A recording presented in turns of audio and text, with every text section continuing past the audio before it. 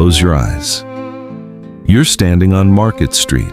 It's April 15th, 1906, a Monday morning. The fog is still sitting low over the bay, the way it does every morning here, and the cable car is grinding up Powell Street with that sound, that mechanical shriek and clang, that San Franciscans stopped hearing years ago because it's just the city breathing.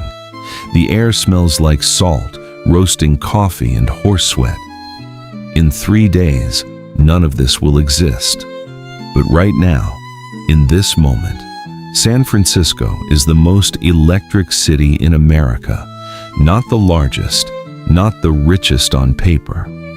But walk these streets for 1 hour, and you feel something that no other American city gives you. The sensation that anything is still possible. That the rules haven't been written yet. That the people who got here first are still making them up as they go. That feeling has a reason, and it starts with a single word: gold. January 1848. James Marshall pulls yellow flakes from the American River at Sutter's Mill. Word travels slowly at first, then it doesn't. By the summer of 1849, ships from Boston, Liverpool, Valparaiso, and Canton are rounding Cape Horn, stuffed with men who abandoned everything: farms, wives, careers, debts, for a chance at a fortune they hadn't earned and, if we're honest, had no particular right to expect. They arrived by the thousands. Every week, the city didn't build. It erupted.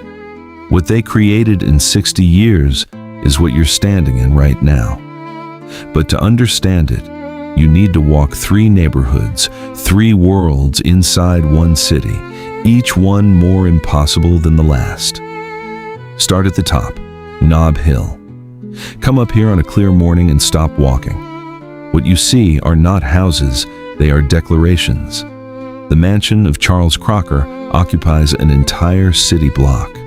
Inside, galleries of European paintings, Chinese porcelain shipped directly from dealers in Hong Kong, a library of 10,000 books he almost certainly never opened. His neighbor, Leland Stanford, former governor, railroad baron, founder of a university he named after his dead son, built a home so large that his own staff reportedly got lost in it during the first week. These 4 men, Stanford, Crocker, Huntington, Hopkins, laid the Transcontinental Railroad and took half of California as their fee.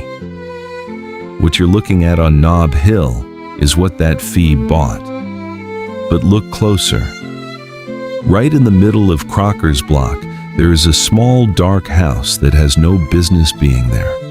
Its owner, an undertaker named Nicholas Young, refused to sell.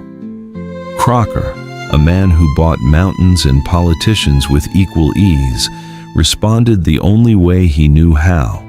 He built a 40-foot spite fence around 3 sides of Young's home, cutting off its light and air completely. Young didn't leave.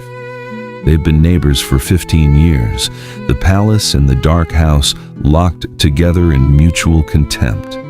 That is Nob Hill in one image, wealth so absolute it becomes personal, and stubbornness so pure it becomes architecture. Now come down, all the way down, to the Barbary Coast. The smell hits you before the street does. Cheap whiskey, fish rot, something sweet and chemical underneath it all. Opium, seeping up from the basement dens that line Pacific Avenue. It is 10 in the morning, and 3 men are already unconscious in the alley to your left. Nobody steps over them with any particular urgency. This is not unusual. The Barbary Coast has been the most dangerous neighborhood in America for 40 years, and the city has never seriously tried to close it because the Barbary Coast is also enormously, stubbornly profitable. Here is how the system works. A sailor walks in from the docks, merchant marine maybe, 6 months at sea, money in his pocket. A girl at the bar smiles at him. His drink is drugged before he finishes it. He wakes up at sea, already 3 miles out of the bay, already signed onto a crew he never agreed to join, headed for Shanghai or Valparaiso or wherever the ship is going. They call it Shanghaiing. There are men in this neighborhood, crimps they're called, who make their entire living doing exactly this. The police know their names. The police occasionally have dinner with them. 2,000 bars operate within a 6-block radius. A third of them never close, not because they forgot to lock the door, simply because there is no hour of the day when the demand goes away. And here is the detail that tells you everything about San Francisco. 5 minutes walk from the worst corner of the Barbary Coast, there is a museum of fine arts. On Friday evenings, it is full. Some of the men browsing the Flemish paintings on Friday are back on Pacific Avenue by Saturday night. The city has always understood that these two worlds exist simultaneously. It has never pretended otherwise. It has simply decided that this is what freedom looks like when you build a city from scratch, with no established order, no inherited rules, and more money than conscience. Now walk east into Chinatown. 12 blocks, 25,000 people, the most densely populated territory in the Western Hemisphere. Step through the entrance on Sacramento Street, and the city changes completely. Different language, different smell, different rhythm, almost a different century. There are courts here that handle disputes without involving American law. Newspapers printed in Cantonese. A postal system that delivers letters to villages in Guangdong province faster and more reliably than the U.S. mail delivers them across town. Chinese laborers built half the Transcontinental Railroad, the half through the Sierra Nevada, the half that nearly killed everyone who tried it.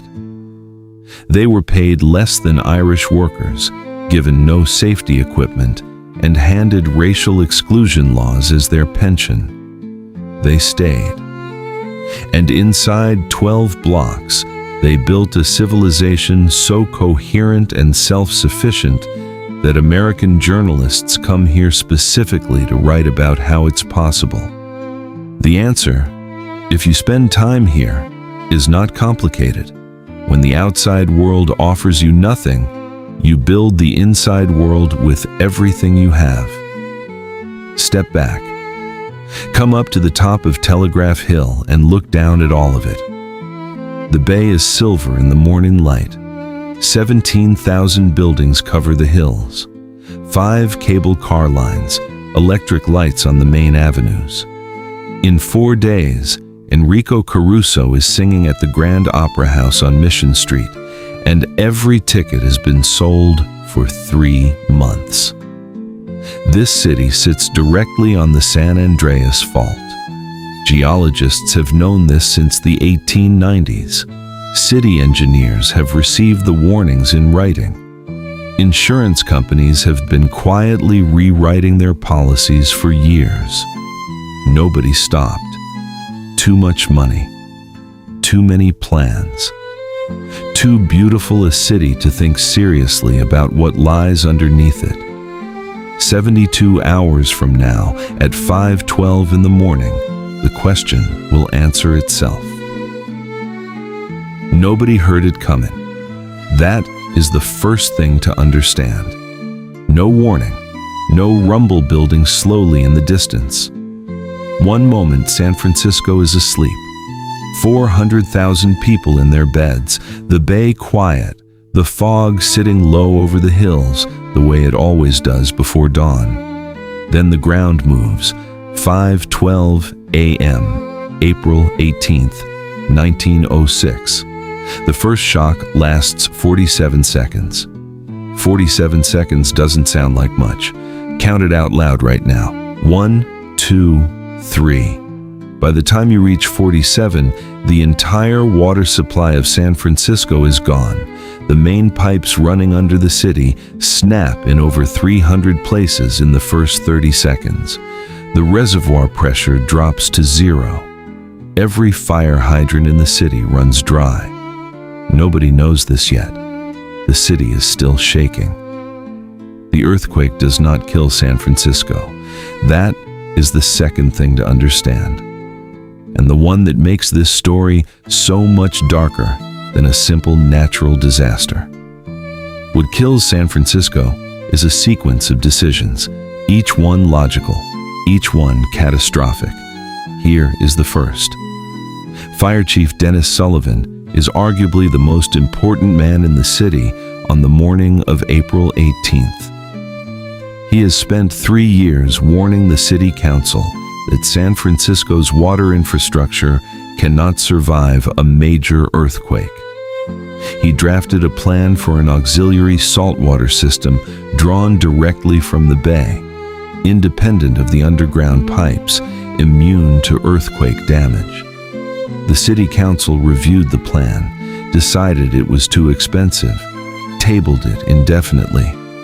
At 5:12 a.m., a chimney in the hotel next to Sullivan's firehouse collapses through the roof and lands on him while he sleeps.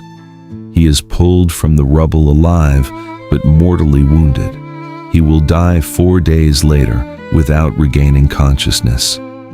The city faces the largest fire in its history, with no water and no fire chief. By 6 a.m., there are 50 separate fires burning across the city. Most of them start the same way. Gas mains ruptured by the quake, meeting open flames from overturned stoves and fireplaces where breakfast was already being prepared. It is early morning. People cook. The gas lines are everywhere. The fires start in kitchens, in bakeries, in the basement boilers of hotels on Market Street. The firefighters arrive and open the hydrants. Nothing comes out. They send runners back to headquarters. Headquarters sends back confusion. The water mains are broken. All of them. The 300 ruptures under the streets have drained the system completely, and the city has no backup. Sullivan's plan, the saltwater system, the plan that was too expensive, would have taken 30 minutes to activate. Now it doesn't exist, and the fires are merging. At 8 a.m., the United States Army arrives from the Presidio. Brigadier General Frederick Funston has made a decision that nobody authorized him to make. He has deployed federal troops into a civilian city without waiting for a request from the mayor, without White House approval, on his own initiative. It is probably the right call. It is also, technically, illegal. Funston's solution to the fire is dynamite. If you cannot put the fires out, you blow up the buildings in their path and create a gap they cannot cross. It is a sound theory. The execution is a catastrophe. The Army demolition crews are not trained for urban firefighting. They use too much dynamite. They blow up buildings that are not yet on fire, and the explosions scatter burning debris across previously safe blocks, starting new fires faster than the old ones can be contained. In several documented cases, the Army's fire breaks actively spread the fire into neighborhoods that might otherwise have survived. The soldiers mean well. The city burns anyway. By noon, Nob Hill is gone. Charles Crocker's mansion, the palace, the gallery, the 10,000 unread books, burns in under an hour. The spite fence burns with it. Nicholas Young's small dark house, the one that stood 15 years in defiance of everything Crocker's money could do, gone in the same fire, indifferent to the human drama that surrounded it. The Grand Opera House on Mission Street burns on the same morning that Enrico Caruso is supposed to perform. Caruso, who spent the night of April 17th in his suite at the Palace Hotel, escapes into the street in his nightclothes, clutching a signed photograph of President Roosevelt, the one possession, apparently, he could not leave behind. He stands on the sidewalk watching the most beautiful city in America become a furnace and says, according to 3 separate witnesses, that he will never return. He never does. Chinatown burns completely. 25,000 people, the postal system, the newspapers, the courts, the civilization built inside 12 blocks from nothing. Ash by Wednesday afternoon. The city officials who watch it burn make a decision before the embers cool. Chinatown will not be rebuilt where it stood. The land is too valuable now. The Chinese will be relocated to the mudflats outside the city. They are wrong about this. But that fight belongs to Chapter 3. By Thursday morning, April 19th, the fires are finally dying.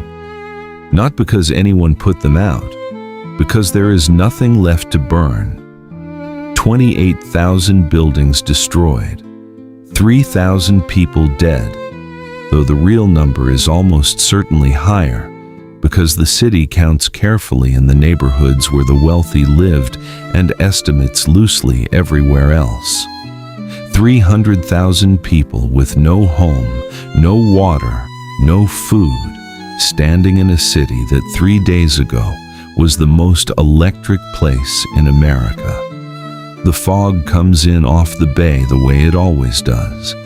The hills are still there. The water is still silver in the morning light. Everything else is gone. By Friday morning, 300,000 people are living outside. Not refugees in the traditional sense. No one has fled the city.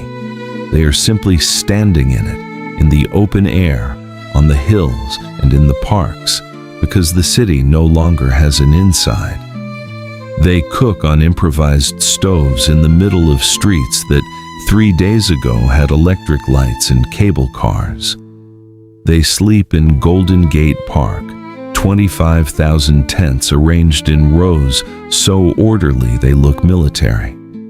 They write their addresses on pieces of cardboard and nail them to the ruins of their front doors, so the mailman knows where to find them. The mailman still comes. That detail stops historians every time they encounter it. The United States Postal Service delivered mail to the tent city of San Francisco within 72 hours of the earthquake. Nobody ordered this. Nobody organized it from Washington. The postal workers simply showed up, read the cardboard signs, and did their jobs. That is San Francisco in the spring of 1906, a city so stubbornly functional that it maintains postal delivery while it is still on fire. But underneath that stubbornness, a war is already starting, not a war with rifles, a war about what San Francisco will become. Within 48 hours of the last fire dying, 2 factions have formed and they despise each other completely. The first faction is led by former Mayor James Phelan and a group of architects and planners who have been waiting privately for exactly this moment. They have a plan drawn up years earlier, inspired by Haussmann's transformation of Paris, to redesign San Francisco from scratch. Wide diagonal boulevards cutting across the grid, grand civic plazas at every major intersection, a waterfront promenade stretching the entire length of the bay. The burned city, they argue, is a gift, a blank canvas that comes once in a civilization. You do not get this chance twice. The second faction is the property owners, the businessmen, the men who own the lots where the ash is still warm. Their position is simple, and it is stated without apology. Rebuild on the existing streets, on the existing lots, as fast as physically possible. Every week of delay is money that is flowing to Los Angeles, to Seattle, to Portland, to every competing city that is right now sending telegrams to San Francisco's business partners saying, "We are open, come to us." The blank canvas faction loses. They lose within 3 weeks. The property owners go to Sacramento, go to Washington, pull every lever available to men with money and urgency, and the city is told to rebuild on the existing grid. The grand boulevards are shelved. The civic plazas disappear into committee reports that nobody reads. San Francisco chooses speed over vision. It is the most San Francisco decision imaginable. The Chinese are told they are not coming back. Within days of the fire, city officials announce that Chinatown will be rebuilt elsewhere, on the mudflats at Hunter's Point, far from downtown, far from the valuable land the neighborhood occupied. The announcement is made with the confidence of men who believe the decision is already made. They have not consulted the Chinese community. What happens next is a quiet masterpiece of political strategy. The Chinese consul in San Francisco contacts the Chinese government in Beijing. Beijing contacts Washington. The argument is not emotional. It is economic and diplomatic. China is a trading partner. The exclusion laws are already a source of friction. Moving Chinatown to the mudflats will be interpreted as an official act of racial hostility by a government that is currently negotiating treaties across the Pacific. Washington calls Sacramento. Sacramento calls the city. Chinatown is rebuilt exactly where it stood, on the same 12 blocks, by the same community that built it the first time, faster and with better buildings, because they understood this time that permanence required stone, not wood. The city officials who announced the relocation never publicly acknowledged that they had been overruled. History records the decision quietly. The neighborhood is still there. The speed of the rebuilding is the part that defies logic. Understand what the city is working with in May 1906. No water system. The pipes are still broken under half the streets. No gas. Intermittent electricity. 28,000 destroyed buildings producing rubble that has to be cleared before anything can be constructed. A refugee population of 300,000 people who need to be fed every single day while the work happens around them. By the end of 1906, 8 months after the earthquake, over 6,000 new buildings are standing. Not temporary structures, permanent buildings, brick and steel, built to a new fire code that the city passed in the weeks immediately after the disaster. By 1909, the number reaches 20,000. The construction workforce is the largest ever assembled on the West Coast. Ships arriving in the bay carry not just food and supplies, but architects, engineers, ironworkers, and bricklayers from every city in America, drawn by wages that are double the national average because San Francisco needs them that badly and will pay whatever it takes. The city does not recover slowly. It does not recover carefully.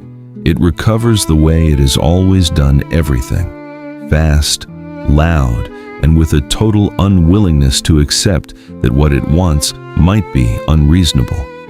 In 1915, 9 years after 47 seconds of shaking reduced the most beautiful city in America to ash and rubble, San Francisco opens the Panama Pacific International Exposition on the northern waterfront. 442 acres of buildings and gardens constructed on land that was underwater 3 years earlier. 11 nations represented. A tower of jewels covered in 100,000 pieces of cut glass that catches the California light and scatters it across the bay in colors that visitors describe in their diaries and letters home as something they have no existing words for. 19 million people attend over 10 months. They come from every state and a dozen countries by train and by ship. And when they arrive, they see a city that should not exist, a city that was erased 9 years ago and has not only rebuilt itself, but built something better, something more permanent, something that looks less like recovery and more like a statement. The statement is not subtle. We were here before. We are here now. The fault is still underneath us, and we are still here. And we will be here after whatever comes next, because this is what we do, and this is who we are, and no force, geological or human, has ever successfully told San Francisco what it cannot be. Stand on Telegraph Hill on the evening of the exposition's opening day, 1915. The bay is gold in the late light. The Tower of Jewels is catching the last of the sun. Below you, 400,000 people are living in a city that was rubble within living memory. Some of them remember it themselves, remember the tent in Golden Gate Park, the cardboard sign on the door, the mailman who came anyway. The fog is coming in off the water. The ground is still. For now.